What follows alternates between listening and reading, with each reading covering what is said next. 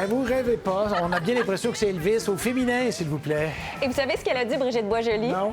Je pense que si Elvis me voyait comme ça, Elvis féminin, il me demanderait sûrement en mariage. Ah, bon. Ben, c'est bon, la confiance. Voilà. Puis elle le fait avec intensité, avec fougue, parce qu'elle a ça, évidemment, c'est intrinsèque, elle a ça en elle. Alors, c'est un album qui s'appelle Bring Back 68.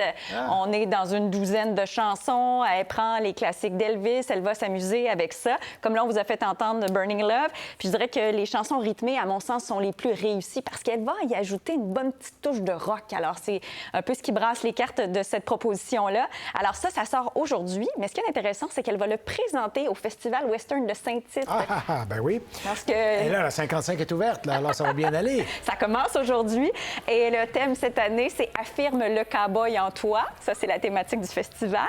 Et j'en profite pour vous dire qu'il y a un autre lancement ce soir. C'est Francis de Grandpré. À ne pas confondre avec Frédéric de Grandpré. Lui, c'est plus le crooner, alors que lui, c'est le cowboy. C'est ce soir 20h. C'est un auteur-compositeur-interprète. Vous le voyez sur les images. C'est une étoile montante du ce qu'on appelle le néo-country francophone. Alors, c'est un artiste qui est originaire de Berthierville et donc, on l'a vu à la voix. Il a même remporté le Félix de l'album country de l'année au dernier gala de la disque et son deuxième album qui sort tout juste aujourd'hui. Ça s'appelle « Se laisser aller ».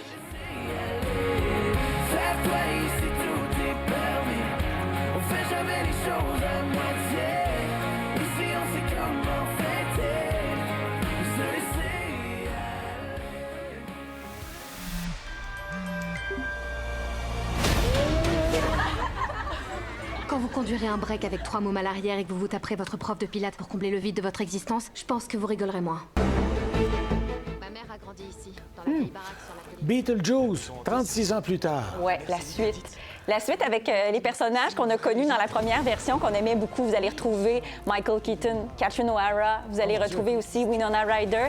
Et le personnage que vous avez vu, c'est sa fille Astrid, qui, elle aussi, va mettre un pied dans l'au-delà parce qu'on va retourner sur la maison où tout s'était passé 30 ans plus tôt.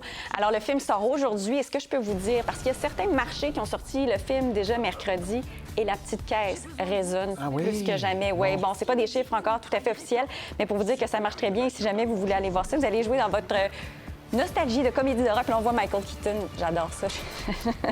Ça sort donc aujourd'hui, ce qu'on appelle une sortie étendue, finalement.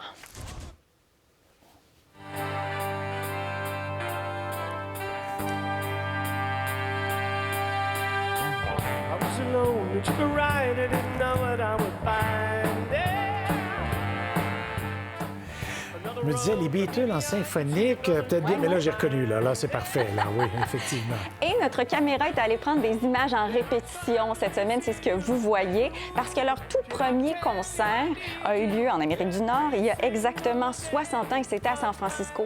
Donc, on voulait vraiment mettre ça de l'avant. Et donc, ça se passe en fin de semaine. Il y a 2 représentations samedi à la salle Wilfrid Pelletier, puis c'est avec l'orchestre Philharmonique. Ça, c'est intéressant parce que c'est un orchestre symphonique qui est spécialisé dans les musiques de films. Alors, ça va accompagner tout ça. Puis parlant de ça, c'est le groupe Classical Mystery qui est un groupe hommage aux Beatles. Bon. On parle d'un autre groupe aussi relativement connu, là, hein? Indochine. Oui. Qui, écoutez, il me semble que ça fait un bout de temps qu'on n'a pas eu d'album, non? Oui, ça fait, écoutez, ça fait 17 ans. Non, me semble. 7 ans, excusez-moi, 7 ans, 14e, OK. 7 ans, j'ai confondu mes chiffres. Ça s'appelle Babel, Babel, ça sort demain, puis je vais vous faire écouter un petit extrait qui s'appelle Le chant des cygnes.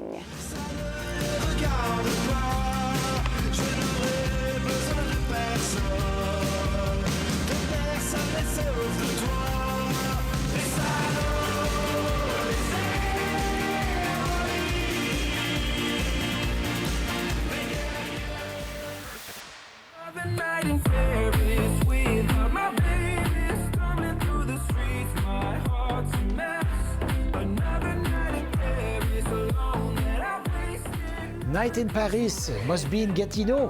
Super intéressant. Parce que Mike Demero, c'est un DJ producteur qui a créé ce succès-là dans le sous-sol de ses parents à Saint-Colomban, imaginez, et ça s'est ramassé dans les plus hauts sommets des palmarès durant les derniers mois. Il fait partie d'un festival qui s'appelle Riverside cette fin de semaine. C'est sur le site du Musée canadien de l'histoire, tout près de la rivière des Outaouais, qui est un site magnifique. Alors, il sera en spectacle ce soir.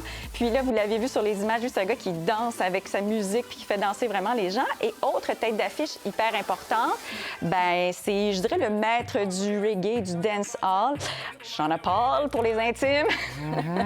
Ça, évidemment, ce soir en spectacle. Très bien, merci.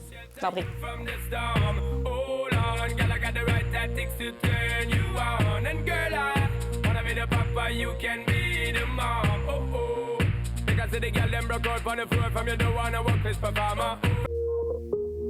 Pour voir nos émissions en entier, rendez-vous sur la chaîne ICI RDI.